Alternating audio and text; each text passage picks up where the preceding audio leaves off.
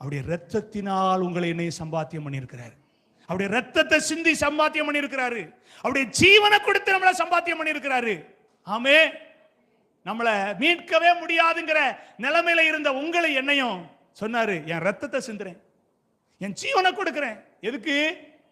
உங்களை என்னையும் சொந்தமாக்கி கொள்வதற்கு. உங்களை என்னை எதுக்கு தெரிந்து கொண்டார்னா, சொந்தமாக்கி கொள்வதற்காக, அவருக்கு சொந்தமாக வைத்துக் கொள்வதற்காக தெரிந்து கொண்டார்.